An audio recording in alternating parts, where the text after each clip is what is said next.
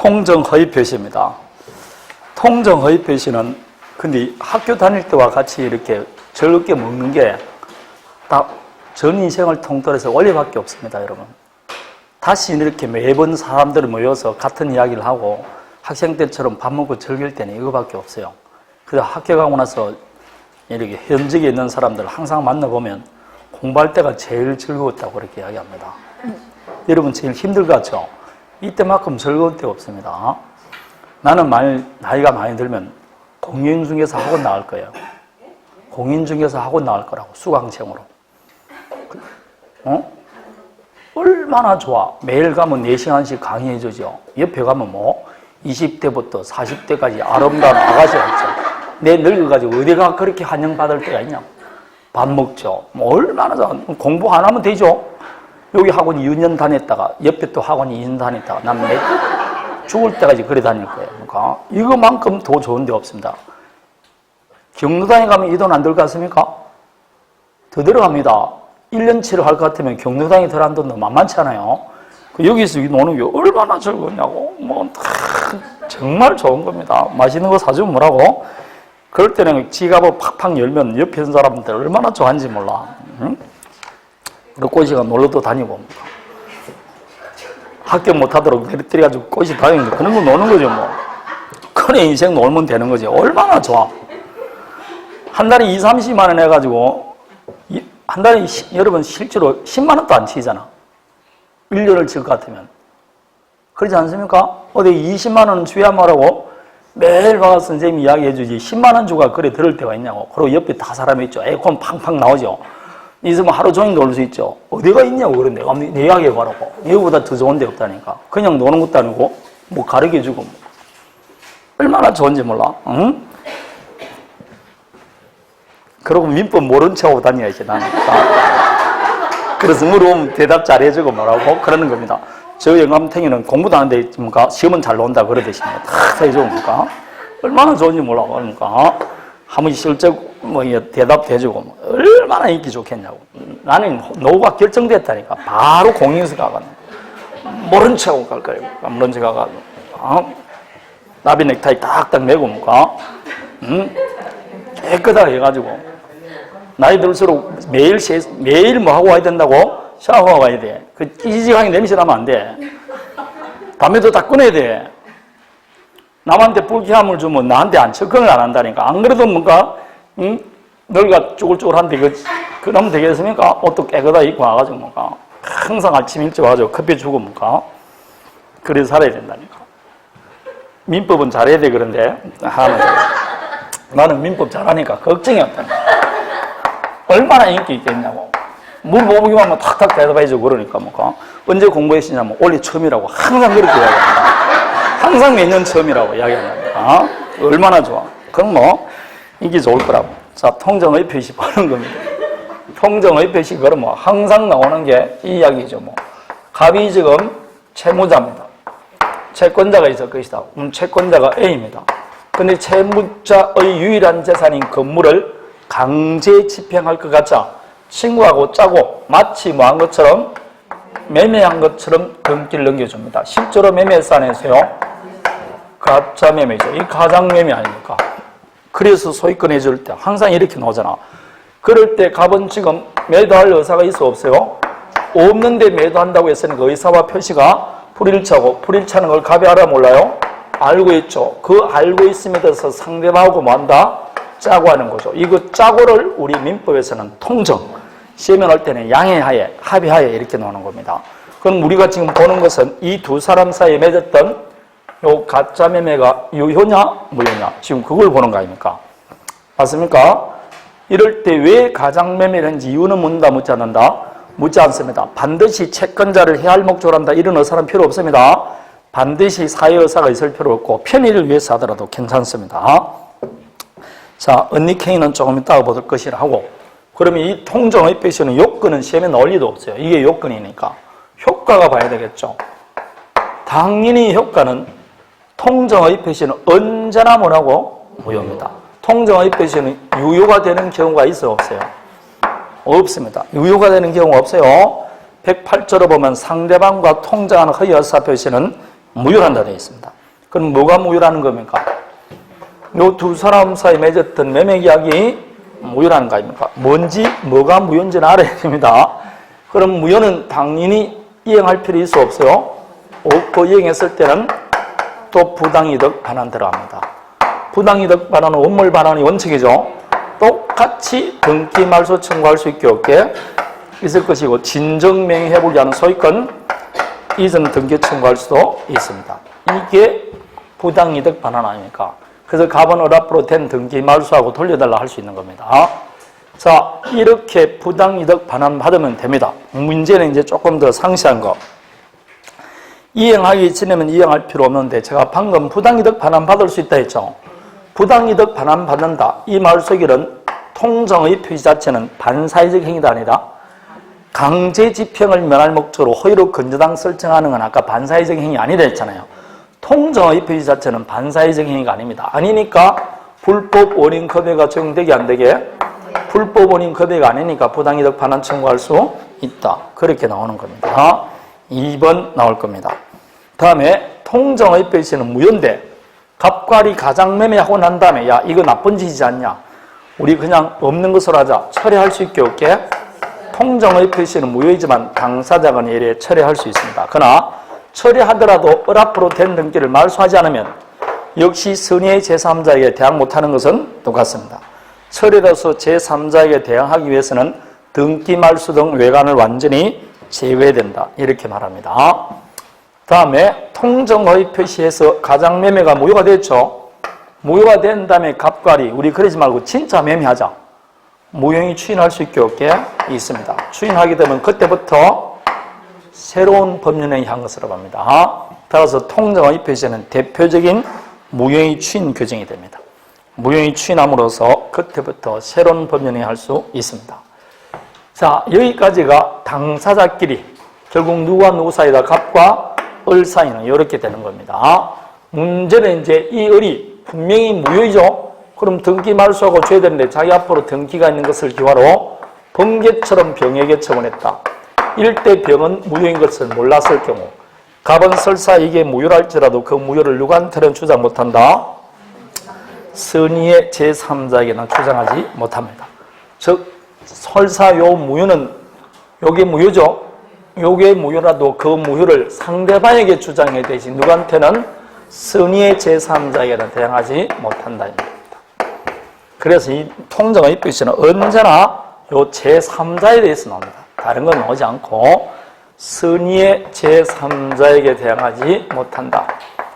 자, 지금부터 이제 선의의 제3자 다 봅니다. 방금 아까 말했듯이 제3자는 선의기만 하면 되지 뭐는 요건이 아니다. 무과실은 요건이 아니에요. 다음에 제3자의 선의는 추정된다 안 된다? 추정됩니다. 따라서 병이 악이라는 것은 무효를 주장하는 자가 입장이 됩니다. 무효를 주장하는 자가 입장한다.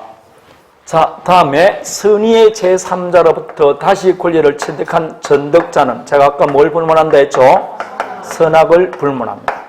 전득자는 선악을 불문합니다.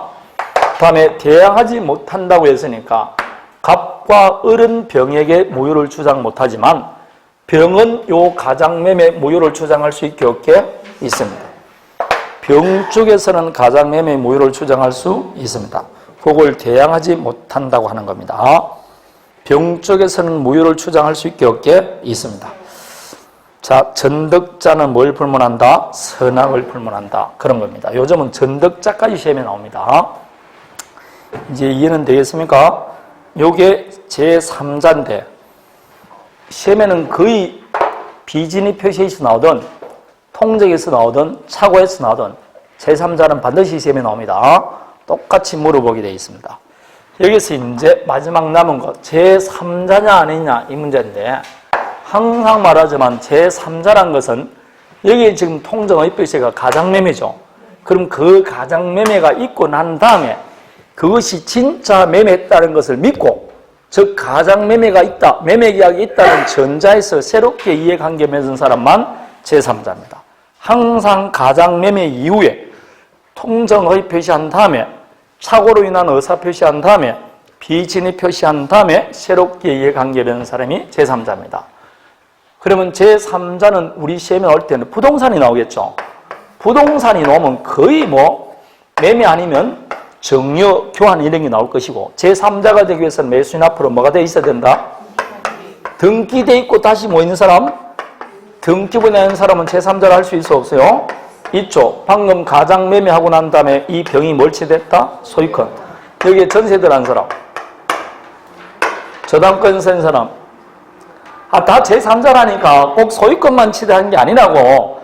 제한 물건을 취득하더라도 다 제3자라고 등기부상 나와 있잖아. 여러분 이걸 한 번 이해할 때 생각해라니까. 여러분이 병인데 어느 날 건물에 전세가 나왔어요. 그래서 내가 전세를 믿고 할 때는 소유자인지 등기부 때 보니까 소유자로 돼 있어요. 우리 소유자 믿고 내가 전세 들어왔다고. 그래서 전세권 등기했어요. 아니면 임차인 들어왔어요. 우리 입주 전에 입신고했어요. 근데 나중에 두 사람 사이 가장 매매가 됐다는 이유로 당신 앞으로 된 임차권은 무효다, 전세권은 무효니까 나가라고 하면 여러분 나가겠느냐고. 그걸 이야기하는 거 아닙니까? 그럼 꼭 소유권만 아니고 뭐라고? 제한 물건을 설정하는 것도 제3자라고. 심지어 임차인도 입주와 전입 신고하면 제3자다 이 말입니다. 그러면 가압류한 사람은 제3자기 아니게. 가압류도 제3자고 압류하더라도 제3자라고. 꼭 그거 소유권만 취득된 사람은 제3자가 아니라고. 가등기한 사람도 제3자입니까 아닙니까? 맞습니다. 그래 보면 1번 양수한 자, 2번 가등기나 저당권 설정받은 사람, 4번 가압류한 사람 다 제3자라고. 여기서 제3자에 하나 암기할 게 나옵니다. 파산관제인도 제3자가 아니라 제3자입니다. 왜 제3자니 이런 건 물어보지 말고 그냥 파산관제인도 제3자입니다. 한 번도 시험에 나온 적 없어요. 근데 매년 선생들 중에서 이걸 매년 특 A급으로 꼽는 사람이 지금 7년간 꼽는 사람이 있어요. 나는 매년 특이 A급이 아니라고 그러는 거고 그 사람은 항상 특 A급이라고 그러는데 한 번도 안 나왔어요. 응? 파산을 모르는데 무슨 파산관제인을 시험에 넣겠느냐고. 행정고시 한번 나왔어요. 파산관제인도 제3자에 속한다. 그냥 외우시면 됩니다. 파산관제인도 제3자다. 그러면 됩니다. 다음에 이제 제3자가 아닌 걸 봐야 되겠죠. 제3자가 아닌 거 우리가 그냥 무조건 암기될 게 있어요. 상속인은 제3자가 아니다. 아니겠죠. 아버지 아들은 같은 놈이라 했습니다. 다음에 제3자를 위한 이야기에서 수익자는 제3자가 아니다. 아니라 그랬습니다. 수익자는 보호받는 제3자가 아닙니다. 그래서 상속 수익자는 보호받는 제3자가 아니다. 다음에 문제되는 거 채권 가장 양도에서 채무자라는 거 2번이 나올 겁니다. 그 말 나옵니까? 이거는 여러분 갑이 채무자입니다. 여기 을이 채권자예요. 그럼 채권자가 자기가 갖고 있는 채권도 다른 사람이 양도할 수 있어 없어요? 있는데 이걸 가짜 양도한 겁니다. 그럼 이거는 가짜로 양도했으니까 진짜 채권 가진다 안 가진다? 안 가지고 가짜로 채권을 양수받았다니까. 가장 채권을 갖고 있어요. 가장 양도는 무효지 않습니까? 이렇게 채권이 가장 양도될 때 요 채무자는 제3자냐 이 말 아닙니까? 제3자도 아니다. 제3자가 되기 위해서는 가장 양도하고 난 다음에 새롭게 이해관계 맺은 사람만 제3자라고. 이 사람은 가장 양도하기 전부터 있은 사람 제3자가 아니라고. 전부터 있은 사람 제3자 아닙니다. 자 봅니다. 갑과 을 A 사이에 저당권이 설정되어 있고 B 앞으로 저당권이 설정되어 있고 C 앞으로 저당권이 설정되어 있어요. 이럴 때 갑과 B가 짜고 저당권을 가짜 포기했어요. 가장 포기했습니다. 여기 통정 허위 표시했습니다. C는 제3자도 아니다. 예? 여기서 말하는 제3자입니까 아닙니까? 그럼 A는 제3자입니까 아닙니까? 둘 다 제3자 아니라고. 왜 아니냐? 봐봐요. 얼마나 간단합니까? 제3자가 되기 위해서는 가장 포기하고 난 다음에 새롭게 나타난 사람이라니까. 이 사람은 가장 포기하기 전부터 있었어요 없었어요? 그런 사람은 제3자가 아니라고. 뭐 그렇게 어려우냐고. 가장 매매, 가장 저당권, 가장 포기, 가장 그 이후에 새롭게 이해관계 맺은 사람이 제3자라니까. 기존의 권리자는 제3자가 아니라고. 뭐 어렵냐고. 기존 권리자는 아니라니까. 그래서 여러분 2번, 3번 보면 선순위 저당권이 가장 포기된 경우 기존의 후순위 저당권자 돼 있죠. 제3자가 아니라고. 기존에 있는 권리자가 무슨 제3자냐고. 기존의 권리자인데. 그래서 기존자 나오면 맞다 안 맞아? 안 맞다니까. 기존자 안 나오면 안 맞습니다. 다음에 여기 이제 하나 외워야 될 거. 대리인과 가장매매할 때 본인은 제3자입니까 아닙니까? 본인은 제3자고 본인이 당사자 아닙니까? 그래서 시험에 나오면 항상 이 세 개만 답이 나오는 겁니다. 상속, 수익자, 본인. 이거는 제3자가 아닙니다. 자, 이게 잘 외우기 힘들면 시험장 갈 때 일찍 가가지고 책상 오른쪽에 수익자, 본인, 상속 다 쓰지 말고 상, 수, 본 쓰라고. 그럼 감독관이 와도 몰라. 그게 무슨 뜻인지 몰라. 그러게 쓰면 돼. 그러고 쓸 때 다 외우지 안 외우죠? 쓸 때 벌써 외워진다니까. 그 아침에 쓰는 이유는 외우려고 쓰는 겁니다. 쓰면 됩니다. 그렇게 이해만 하면 돼. 이해만 하면. 아, 기존의 권리자는 아니다. 상속이 있는 사람 아니. 그거 얼마나 쉽습니까? 그렇게 하면 됩니다. 이게 무조건 시험에는 뭐가 나온다고? 제3자가 나옵니다. 무조건 제3자가 시험에 나옵니다. 그리고 통정의 표시 안 나오더라도 비진이 나오든 차가 나오든 반드시 제3자가 나온다. 제가 100% 나온다고 그랬습니다. 이런 사람을 쪽집게 강사라고 합니다. 쪽집게 강사. 자, 그러면 통정허위 표시에서 다시 16페이지를 펴보면 제가 사례 문제라고 되어 있죠. 그 1번이 제가 지금 사례를 들은 것입니다. 다시 돌아가서 뭐로 가느냐. 14페이지를 가보면 통정허위 표시와 구별할 개념이라는 게 나옵니다. 그 구별 개념에 뭐가 나오냐면 언니케이가 나와요. 갑과 을 사이에 정려계약을 합니다. 실제로 정려를 하는데 정려세를 면탈할 목적으로 마치 매매한 것처럼 짜고 등기를 넘겨주는 겁니다. 실제로 매매했어 안 했어요? 안 했죠. 가짜 매매라니까. 뭘 숨기기 위해서? 정려를 숨기기 위해서. 이렇게 통정허위 표시 속에 실제로 다른 행위를 할 의사가 숨겨져 있는 경우 그 숨겨진 행위를 언닉행위라고 합니다. 여기서는 뭐가 언닉행위입니까? 정려계약입니다. 그럼 이 정려계약은 통정허위 표시도 아니다? 언닉행위는 통정허위 표시가 아니라니까. 가장매매가 통정허위 표시지 언닉행위는 통정허위 표시가 아닙니다. 그것도 암기해야 돼요. 언닉행위는 통정허위 표시가 아닙니다. 따라서 요 언닉행위는 요건을 갖추면 유효계 무효계? 유효라고. 가장매매는 당연히 뭐라고? 무효입니다. 그럼 시험 문제 정려계약은 유효고 가장매매는 무효다 이렇게 나옵니다. 두 번째, 따라서 가장매매는 무효니까 갑은 을에게 부당이득 반환 청구할 수 있다. 즉 부당이득 반환으로서 등기 말소 청구할 수 있다. 그래 맞아 틀려요? 틀린다고. 안 됩니다. 아니 무효인데 왜 안 되느냐. 등기부를 살펴보면 지금 소유자가 누구로 돼 있다가 갑으로 돼 있다가 을 앞으로 지금 소유권 넘어갔죠. 소유권 이전 등기 원인이 뭐라고? 매매로 돼 있죠. 그럼 실제로 매매했어 안 했어요? 그러니까 여기 무효니까 엄밀하면 등기 말소해야 되겠죠. 말소해봤자 소용없는 게 다시 갑은 을에게 정려로 소유권 이전해줘야 된다 안 해줘야 된다? 그러면 실제상 소유자는 누굽니까? 을인데 등기 원인만 잘못됐죠. 우리가 등기법 배울 때 등기는 실체적 권리관계와 일치하면 등기 원인이나 절차가 잘못되더라도 등기 자체는 그래서 이 경우 이렇게 안 합니다. 분명히 가장매매는 무효인데 등기는 뭐라고? 유효합니다. 묘하게 등기는 유효합니다. 그래서 요 등기는 무효가 아니고 뭐라고? 유효니까 말소 청구할 수 있어 없어요? 없다. 안 됩니다. 따라서 요 을이 병에게 처분했다. 병은 뭘 불문할까요? 선악을 불문합니다.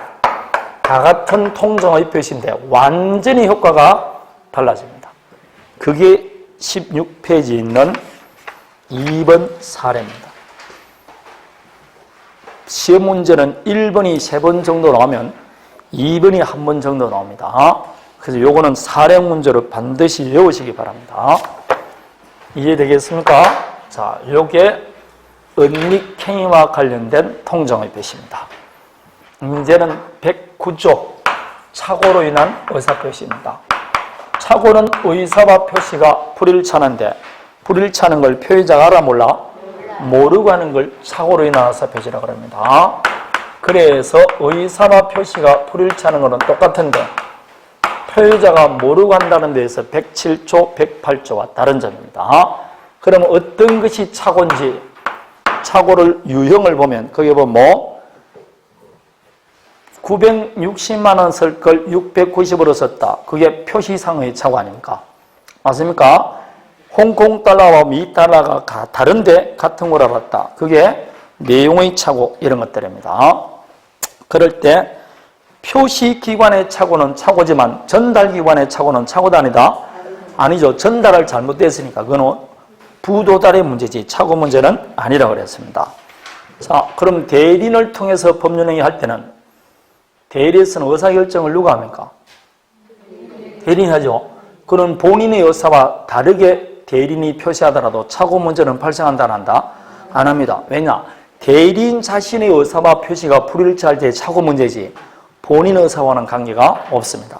그래서 2번 대리인이 본인 의사와 다르게 표시하더라도 착오 문제는 발생하지 않습니다. 착오인지 안 착오인지는 누굴 기준한다? 대리인을 기준할 뿐입니다. 자, 여기서 이제 문제가 되는 게 동계의 착오 아닙니까?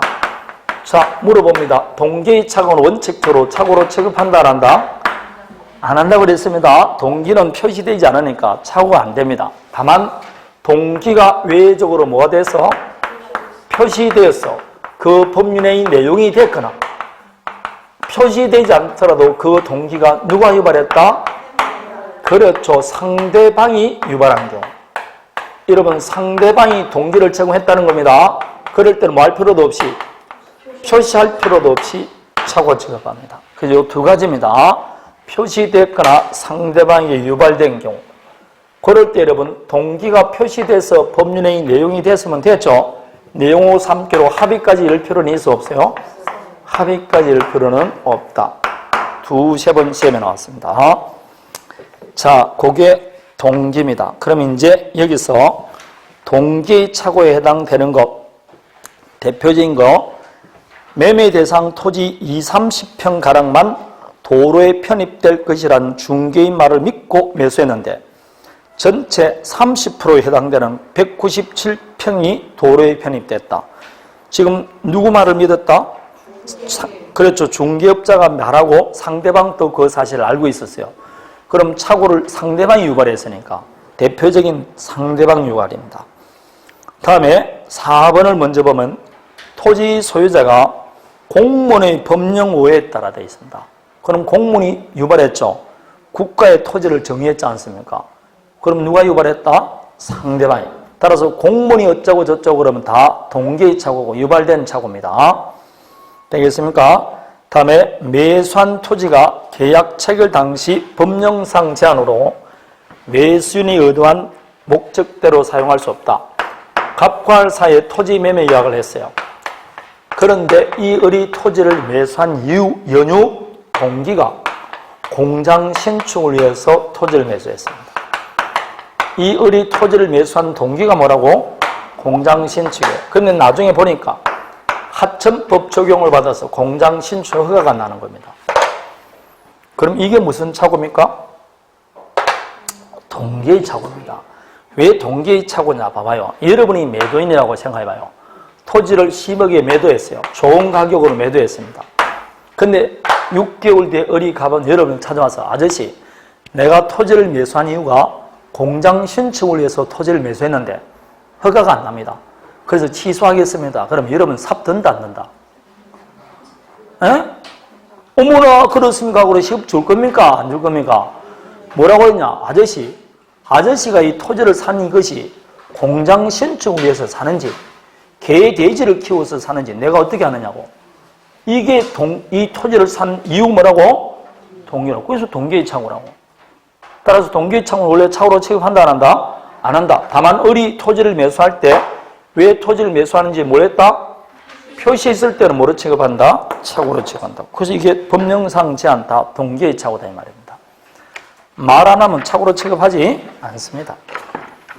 동기의 착오는 좀 기억해야 돼요. 다음에 뒤에 보십시오. 18페이지. 1번 판례가 방금 합의까지 이를 필요는 없다는 판례입니다. 맞습니까? 표시돼서 내용만 되면 됩니다. 다음에 2번 판례가 법령상 제한에 관한 착오 아닙니까? 곧바로 벽돌 공장을 지을 수 있는 줄 알고 토지를 매수했는데 중소기업 창업지원법에 따르면 아주 복잡한 절차를 거쳐야 됩니다.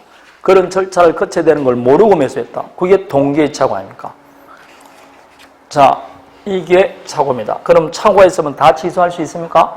아니죠. 착오 취소하기 위해서는 중이 몇 사람 나와야 된다고? 2사람 나와야 됩니다. 제가 중이 2사람 나와야 된다 했죠? 첫 번째 중은 그렇죠. 잘합니다. 이제 중요 부분의 착오고 다음에 뭐가 없을 것? 중대한 과실이 없을 것. 이렇게 나옵니다. 중요 부분이란 일률적으로 말할 수는 없지만 착오가 없었더라면 그 법률 행위를 하지 않았을 정도의 사실입니다. 그 판단 기준은 표의자 입장에서도 중요 부분이 되고 일반인이 표의자 입장에 있었더라도 중요 부분이 되어야 됩니다. 맞습니까? 주관적, 객관적 모두 다 중요 부분이 되어야 된다. 근데 판례가 말하기를 산술 뜯어서 경제적 불이익을 입은 바 없으면 중요 부분 착오로 본다고 한다? 안 봅니다. 따라서 가압류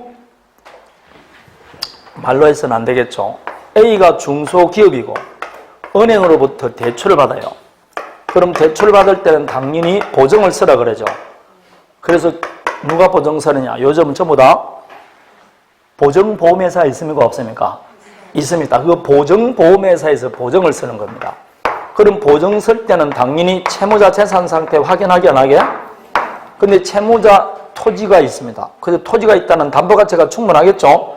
그래서 보증을 쓰는데 나중에 보니까 가압류가 한 건 들어와 있는 겁니다. 이 토지에 가압류 드는 줄 알았다는 보증 안 쓰겠죠? 취소를 하려는데 나중에 보니까 그 가압류 등기가 무효임이 밝혀졌어요. 그럼 이 갑의 입장에서는 착오는 맞죠?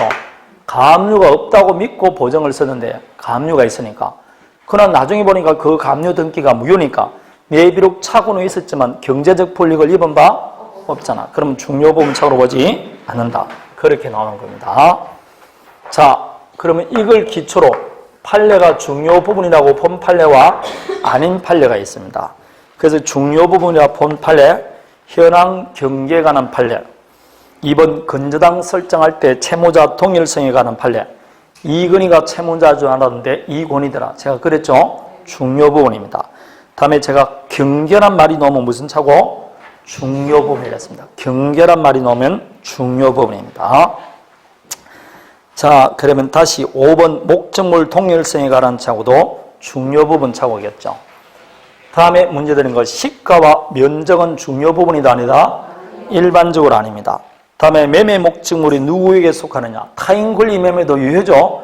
따라서 매매 목적물 동일성에 관한 차고는 중요 부분 차고가 아닙니다. 다음에 상가를 분양하면서 일정 수익 보장한다는 취지의 약정도 중요 부분 착오로 보지 않습니다. 그런 거 해당 안 됩니다. 시험에 나온 거는 시가와 면적만 나왔어요.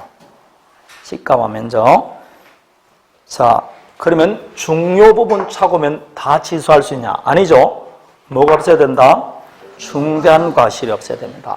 중과실이란 그 사람의 직업이나 행위 정도에 비춰 볼 때 보통 요구되는 주의를 현저히 게으리한 것을 말합니다. 그럼 거꾸로 경과실이 있으면 취소할 수 있게 없게? 있습니다. 중과실이 있으면 취소 못하지만 경과실이 있으면 취소할 수 있다니까. 중과실이 있으면 취소 못합니다. 경과실이 있으면 취소할 수 있어 없어요? 있습니다. 거기 동그라미 3번에 나와 있습니다. 그러면 중대한 과실 대표적인 게 이거 아닙니까? 이을이 갑에게 토지를 매수할 때 공장 신축을 위해서 토지를 매수한다는 이야기를 했어요. 그럼 표시됐죠? 근데 공장 허가가 안 납니다. 그럼 이제 취소하기 위해서는 중대한 과실이 없어야 되는데 판례가 말하기를 이런 목적으로 토지를 매수하는 사람은 매매계약 체결하기 전에 미리 관계관청을 통해서 허가 여부를 알아볼 수 있었음에도 불구하고 이것조차 알아보지 않는 것은 중대한 과실이 있다. 따라서 취소할 수 없다. 그렇게 나왔습니다. 새로운 공장 설립할 목적으로 되어 있죠. 이 이야기입니다. 그런데 중대한 과실로 안 본 것이 고려 청자를 매수했는데 가짜 청자를 매수했어요. 그럼 이렇게 골동품을 매수할 때는 출처라든지 전문가에게 감정 의뢰를 해야 된다 안 해야 된다? 그런데 매수인이 자기의 식별 능력을 과신한 나머지 전문가에게 감정 의뢰를 안 했어요. 중대한 과실이 있다 없다? 없다고 판결 나왔어요. 그게 2번 아닙니까? 출처의 조회나 전문적인 간정 없이 매수하더라도 중대한 과실로 보지 않습니다. 이해되겠습니까? 특히 공장 설립 그거는 기억하셔야 됩니다. 자, 그러면 두 가지 요건을 갖춰야만 취소할 수 있는데 중요 부분이라는 건 누가 입증한다 그랬죠? 자, 다시 또 확인합니다. 갑과 할 사이에 여러분 토지 매매 계약을 체결합니다. 근데 이 토지 매매 계약 하는데 매매 대금을 4억이었어요. 그래서 소유권 이전 등기까지 다 하고 대금 다 받았습니다. 근데 2년이 지났는데 부동산 가격이 훅 올라가서 지금은 7억 정도 나갑니다. 어른 잘 매수했어요, 안 했어요? 매수 잘했죠? 투자 잘했지 않습니까? 그런데 2년이 지난 다음에 갑자기 을이 나타나서 갑이 나는 착오가 있었다는 겁니다. 착오를 이유로 뭐 하겠다는 겁니까, 이걸? 취소하겠다는 거 아닙니까? 그럼 취소되면 어른 토지 돌려줘야 된다, 안 돌려줘야 된다? 시가 7억 당장 돌려줘야 되고 갑은 뭐만 주면 된다고? 매수대금 주면 되잖아. 그럼 매수인 을의 입장에서는 취소 당하고 싶어, 안 하고 싶어? 당연히 안 당하고 싶죠. 만일 여러분 을도 가져갔어요. 그러면 이거 요건 볼 필요가 있어 없어요? 아니 가져가라고 하는데 요건을 뭐라고 보느냐고. 우리가 요건을 본다는 건 한 사람은 무효다, 한 사람은 유효다. 한 사람은 취소하겠다, 한 사람은 취소를 안 하겠다니까 지금 분쟁이 있으니까 요건을 본다고. 그럼 당연히 이 경우 취소하기 위해서는 무슨 부분이 해야 된다고? 그럼 중요 부분은 누가 입장이 되느냐? 취소하고자 하는 쪽에서죠, 뭐. 당연히 이쪽에서 입장할 거 아닙니까? 중요 부분이란 거. 그럼 이 갑은 지금 이 매매 효과를 원하는 사람입니까? 효과를 부정하는 사람입니까? 그렇죠. 따라서 이거는 중요 부분 의사 표시는 착오로 인해서 의사를 표시한 표의자. 표의자는 효력을 지금 뭐 하는 사람? 부정하는 사람입니다. 그러면 을의 입장에서는 취소를 하기 싫죠? 취소를 못하기 위해서는 뭐가 있다고 입증하면 됩니까? 중과실이 있다고 입증하면 될 거 아닙니까? 그럼 중과실은 누가 입증하게? 상대방이죠. 상대방은 지금 뭘 유효를 주장합니까? 효력의 발생을 주장합니까? 무효를 주장하는 사람입니까? 유효를 주장하죠. 즉 부정하는 사람이 효력을 원하는 사람, 유효를 주장하는 상대방 쪽에서 입증하는 거예요. 그래 이렇게 이해하고 나서 몇 번 읽어보면 됩니다. 한 사람은 취소하겠다, 한 사람은 취소를 못하겠다고 그러는 겁니다. 자, 요 두 가지에 해당됩니다. 자, 중대한 과실이 있으면 취소할 수 있습니까? 없습니까? 없다고 그랬습니다. 중대한 과실이 있으면 취소 못합니다. 자, 여기 이제 하나 외를 보도록 하겠습니다. 분명히 중대한 과실이 있으면 취소 못한다 했죠. 근데 표의자에게 중대한 과실이 있다는 것을 상대방 을이 알면서 이걸 이용했어요. 그럴 때는 중과실이 있더라도 취소할 수 있게 없게 있습니다. 19페이지 위에서 세 번째 줄 동그라미 2번을 보십시오. 다만 상대방이 표의자의 착오를 알면서 뭐했다? 이용한 경우에는 설령 표의자에게 중대한 과실이 있더라도 취소할 수 있습니다. 알고서 이용해서는 안 됩니다. 지금 중대한 과실이 있다는 걸 표의자의 상대방이 알면서 이용했죠?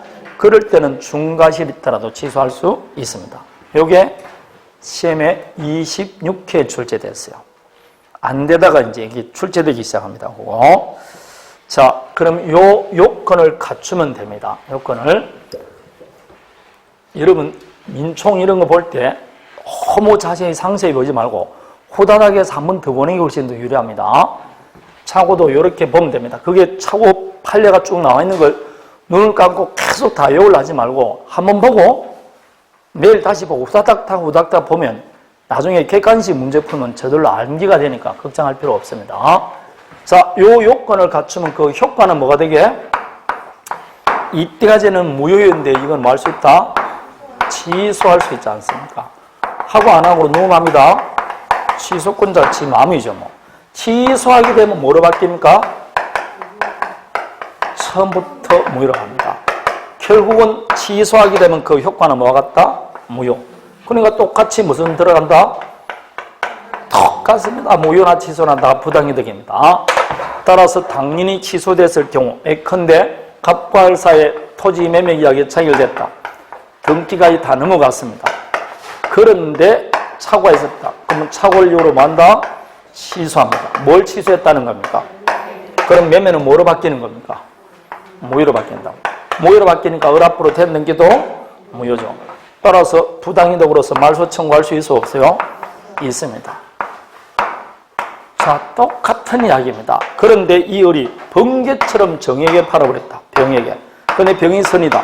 그럼 설사 갑이 을에게 취소하더라도 이 취소를 누구한테는 대항 못한다? 선의의 제3자에게 대항하지 못한다. 똑같지 않습니까? 그럼 이제는 원물 반환 받을 수 있어 없어요? 없으니까 가액 반환 청구할 수밖에 없습니다. 자, 똑같은 내용입니다. 취소한다. 그러면 취소하기 전까지는 유효다, 무효다? 유효입니다. 취소하기 전까지 유효다. 그래서 유동적 유효다 이렇게 말합니다. 그럼 109조는 강행규정이다, 임의규정이다? 임의규정입니다. 따라서 착오했더라도 취소하지 못한다는 특약할 수 있습니다.